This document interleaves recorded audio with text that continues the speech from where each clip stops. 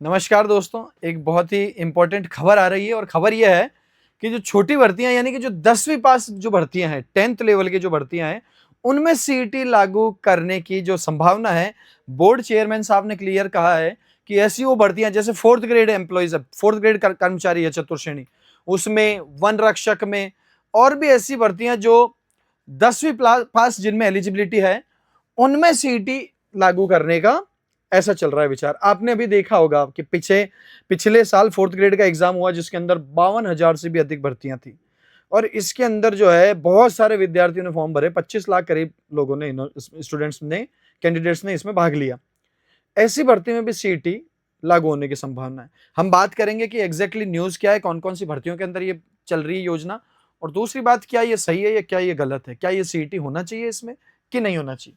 देखो, आलोक राज सर का ट्वीट, आपको जैसा पता है वो ट्वीट पे जानकारी हमको पहले ही दे देते हैं।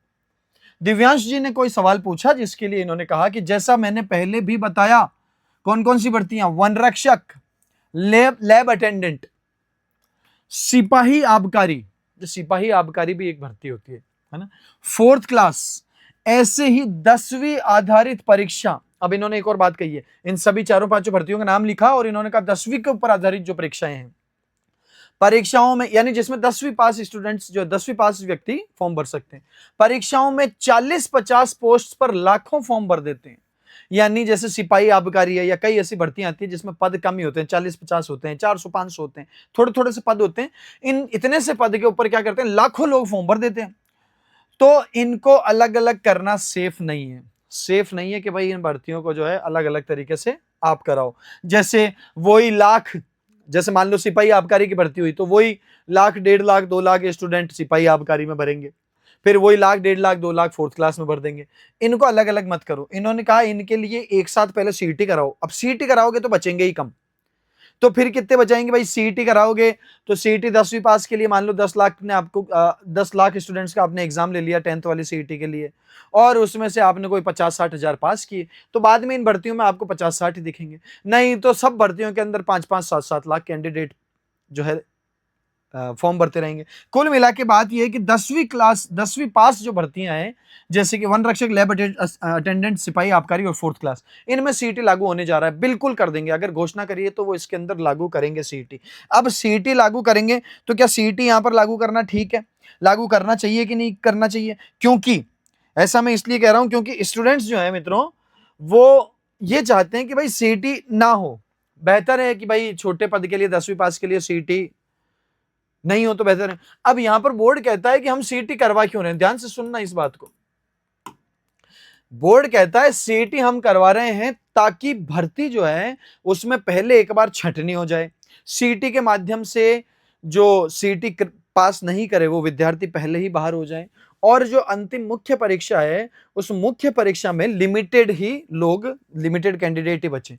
सर लिमिटेड कैंडिडेट से क्या होगा? लिमिटेड कैंडिडेट से ये होगा कि सबसे पहले तो धांधली जो होती है उसको हम कई हद तक रोक पाएंगे। जब कम स्टूडेंट बचते हैं, जब कम कैंडिडेट बचते हैं, तो आपको तहसील लेवल पर परीक्षा नहीं करानी पड़ती है ना। आपको जाब्ता बहुत ज्यादा जगह नहीं करना पड़ता है। आपको कुछ एक शहरों में, कुछ बड़े बड़े शहरों में या संभाग के अंदर आप जो है परीक्षा ऑर्गेनाइज करा सकते हैं, और संभाग के अंदर जब आप परीक्षा ऑर्गेनाइज कराएंगे तो वहां पर आप जाब्ता भी ढंग से रख पाएंगे, ध्यान भी पूरा रख पाएंगे, पूरा ध्यान रख पाएंगे। तो जो धांधली होती है पेपर आउट होने संबंधी, है ना, और जो अलग अलग प्रकरण हो जाते हैं, धांधली हो जाती है, उसको हम रोक पाएंगे।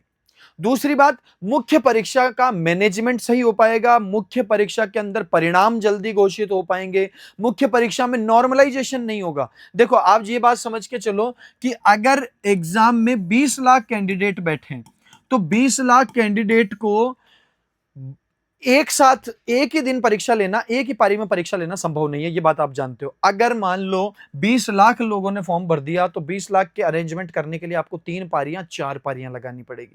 अब जब 3-4 पारियां होगी तो अब क्योंकि ये खतरनाक लोग हैं, 4 पारियों में सेम लेवल का पेपर नहीं बनाते, किसी में थोड़ा मुश्किल बना देते हैं, किसी में थोड़ा इजी बना देते हैं, और फिर इसको जो इजी पेपर, और आपको पता है पशु परीक्षण के अंदर भी नॉर्मलाइजेशन हुआ था और वहां पे बहुत अंधा कानून चल गया था नॉर्मलाइजेशन का। सही सही बता रहा हूं, मुझे लगता है कि नॉर्मलाइजेशन में वहां पे लठ चला है नॉर्मलाइजेशन नाम का।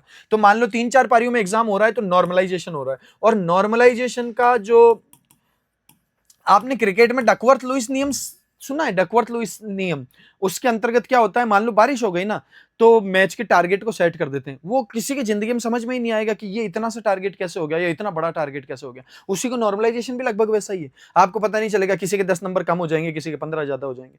तो ये भी एक बात है। जब सीटी लागू होगा तो मुख्य परीक्षा में कितने लोग बैठेंगे? 1 लाख, 1.5 लाख, 2 लाख।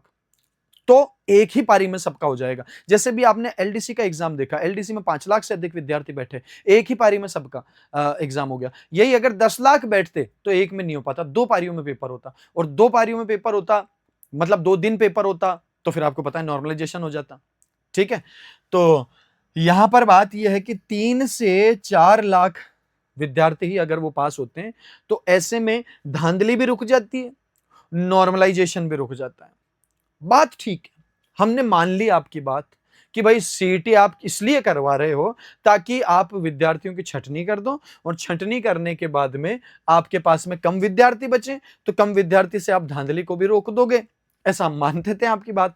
और नॉर्मलाइजेशन वाला झंझट भी नहीं होगा, और हर भर्ती के लिए इतना सारा प्रोग्राम भी नहीं बिठाना पड़ेगा। अब आप ये बात भी ठीक है, आपकी ये बात भी मान ली जाए कि वन रक्षक के अंदर पहले तो हम 10 लाख लोगों की व्यवस्था करें, फिर हम लैब अटेंडेंट के लिए 10 लाख व्यक्तियों की करें, अगर मान लो 10 लाख फॉर्म भर दिए हैं तो फिर हम सिपाही आबकारी में करें। इससे अच्छा है हम एक बार सीटी करवा लेते हैं, 10 लाख को एक साथ ही बिठा देते हैं, बाद में कम कम बचेंगे, तो इन भर्तियों में कम कम लोग आएंगे, तो ज्यादा वो रहेगा नहीं, ना तो फिर हमारे वेस्ट होगा, और ना ही हमारे कोई धांधली होगी, ना ही कोई ये नॉर्मलाइजेशन का चक्कर रहेगा। लेकिन साहब यहाँ पे सबसे बड़ी समस्या यह है कि सीटी समय पर होती नहीं है, इस चक्कर में सारी भर्तियां उलझ जाती है। आपको पता है राजस्थान पुलिस की भर्ती, राजस्थान पुलिस की भर्ती जो है इतने मतलब इस तरीके से अटकी सीटी के चक्कर में। आपको पता है आप 2-2 ढाई-ढाई साल के अंदर तो आप सीटी लेते हो, 2-2 ढाई-ढाई साल के अंदर आप सीटी लोगे, फिर सीटी का रिजल्ट आएगा, फिर कब भर्तियां आएगी। इस चक्कर में जो भर्तियां होती है, जहां पर भर्ती की पूरी संभावना है, वो सीटी के चक्कर में अटक जाती है। दूसरी बात ये हो जाती है कि सीटी आप 3 साल करोगे, तो जिसने सीटी आज पास नहीं करा है वो बच्चा 3 साल तक बिल्कुल बेरोजगार हो जाता है। बहुत बड़ी गलती है ये। इसलिए हम सीटी का विरोध इसलिए नहीं करते हैं, या 10th वाली सीटी का, हम सीटी का किसी का विरोध में नहीं है बिल्कुल भी। हम इस बात के विरोध में है कि सीटी की वजह से भर्तियां भी अटकती है, पहली बात। और दूसरी बात, जो विद्यार्थी, मान लो आप तो हर साल सीटी कराओ तो किसी को कोई समस्या नहीं है, बच्चा पहले ही तैयार होगा। लेकिन आप 3 साल में सीईटी करा रहे हो, अब 3 साल में सीईटी कराने का मतलब है जो बच्चा आज सीईटी पास नहीं हुआ, फिर वो 2-3 साल तक सीईटी का इंतजार करता रहता है। या मान लो आज कोई बच्चा 10th पास नहीं हुआ है और वो 3-4 महीने बाद 10th पास होगा, तो वो अगली सीईटी का इंतजार करेगा 3 साल तक। इससे तो वो वन रक्षक का पेपर दे देता अगर सीईटी से बाहर होता तो। इतना ही मेरी दरख्वास्त है कि सीईटी इन भर्तियों में लागू नहीं होनी चाहिए, और अगर किसी भी हालत में आप लागू करना चाहते हैं कि ठीक है चलो धांधली को रोकना चाहते हैं, आप नॉर्मलाइजेशन को रोकना चाहते हैं, तो आप अगर सीटी लागू करवाना चाहते हैं तो मैकेनिज्म ऐसा हो कि हर साल सीटी का एग्जाम हो, ऑन टाइम हो, ताकि ना तो भर्तियां लंबित हो, ना ही वो विद्यार्थी जो इस बार पास नहीं हुआ वो 2-3 साल तक बैठा रहे। क्या करेगा वो? कुछ नहीं कर पाएगा 2-3 साल तक। इससे तो वो वन रक्षक का एग्जाम, चलो कोई व्यक्ति वन रक्षक का नहीं दे पाया, सीईटी पास नहीं हुआ, पर अगर वापस सीईटी हो जाएगा तो सीईटी पास करके वो लैब अटेंडेंट का या दूसरा कोई भर्ती तो दे देगा। तो हम लोग सीईटी की जो है इसके लिए 10+2 में या ग्रेजुएशन में भी सीईटी चल रहा है, आप देख रहे हो 2.5 साल बाद दोबारा सीईटी हो रहा है, 1.5-2 साल बाद सीईटी हो रहा है। अब इस चक्कर में हुआ क्या, अभी जो 2026 5 जुलाई को जो एलडीसी का एग्जाम हुआ है मित्रों, उसमें वो कोई विद्यार्थी तो बैठ ही नहीं पाए। 10,000 पदों पे भर्ती थी, बड़ी भर्ती थी। अब आपने 2 साल तक सीईटी नहीं कराई, तो इसमें बीच में जो बच्चे पास हुए होंगे उनका तो नुकसान हो गया। 10,000 जैसी बड़ी भर्ती में वो शामिल ही नहीं हो पाए। 10,000 जैसी बड़ी भर्ती में वो शामिल नहीं हो पाए। क्यों नहीं हो पाए? आपकी गलती से नहीं हो पाए, आपने सीईटी टाइम पे नहीं करवाया। सीईटी अगर आप टाइम पे करवा देते तो वो बच्चे भी बैठ पाते। बस इतनी सी बात है। तो खैर आपको ये सूचना भी देनी थी, तो अब उस हिसाब से आप आगे डिसीजन लो और पढ़ाई करते रहो शानदार। मिलते हैं अगले सेशन में, तब तक के लिए सभी को नमस्कार, जय हिंद।